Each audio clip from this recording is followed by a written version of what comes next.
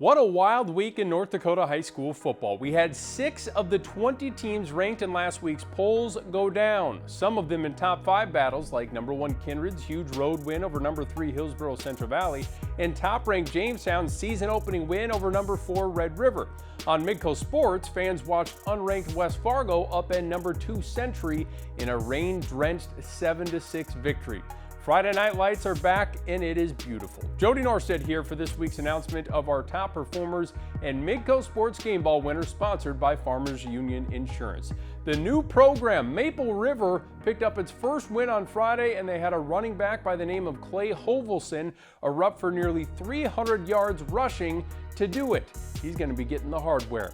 We'll show you his highlights in a bit. Let's start with a former game ball winner though. Bergstrom, the Mayport CG senior running back and linebacker, continues to be a playmaker all over the field. He carried the ball 7 times and ended up running over 2 lengths of the football field. Yes, 215 yards and 3 touchdowns for Bergstrom, who also added a pick 6 on defense. The Patriots handled Hankinson with a 52-12 win.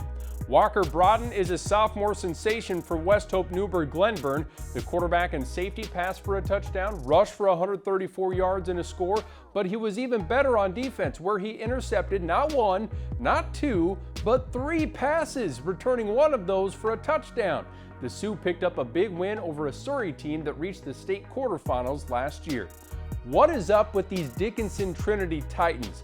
2 weeks in and 2 legit game ball contenders. Jayce Koch took home the hardware last week with his 300-yard passing, 5-touchdown performance. This week, his running back, Ty Dassinger, erupted for 125 yards and 3 scores on just 7 carries against a Bishop Ryan team that had high expectations entering the year. But wait, there's more. Ty also caught a touchdown pass and returned a kick 68 yards for a score to go with a ho-hum 10 tackles on defense. Ty, I give you permission to borrow Jayce's game ball from time to time because you pretty much earned one too.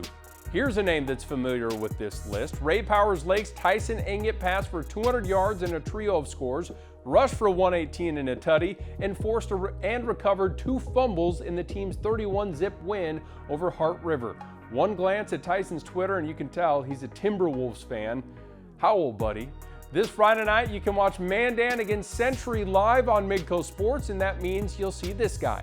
Carson Jablonski, the WDA's leading receiver from a year ago, picked up right where he left off last year. He turned 6 catches into 141 yards and a score in the win over Davies on Friday. Jablonski also got some carries out of the backfield. He's an exciting player to watch. I have the Kindred offensive line on here, and I have given a game ball to an O-line before. It was the St. John Woodchucks O-line when they rushed for 725 yards and 10 touchdowns in one game in 2018. Yes, 725 yards.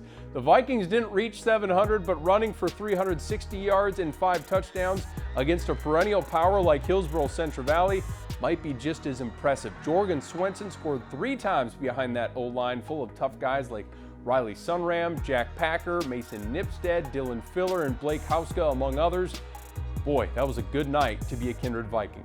Langdon Edmore Munich's Marcus Kingsit was unguardable against Harvey-Wells County on Friday. The senior receiver racked up over 200 receiving yards on just 6 catches, turning half of those catches into touchdowns. The Holsteins from New Salem are always worth the price of admission.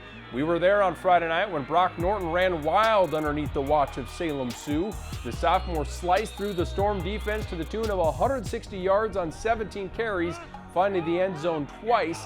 A.J. Hines and company paving the way up front in a big win over Grant County Flasher. Back to the 11AA level where they're all hoping to be like Mike, as in Michael Rosberg, the Shanley senior, passed for 270 yards and 5 touchdowns in the rout of Bismarck. Look out for Vachuri Hakim too. The 6'5 senior caught 2 touchdown passes in the victory.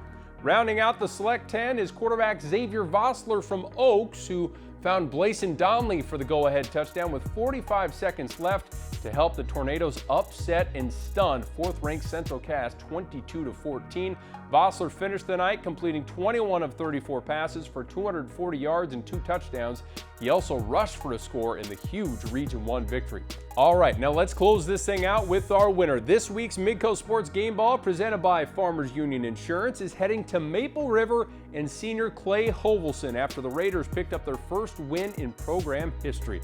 For those that aren't familiar, all the shuffling of co-ops led to Hope and Page breaking up with Finley and Sharon to form a co-op with Maple Valley, who had been co-oping with Enderlin, who's now on their own. So these two rivals came together. Hovelson from the Maple Valley group now being coached by Larry Fontaine, who used to scheme against him as a Finley Sharon Hope Page head coach.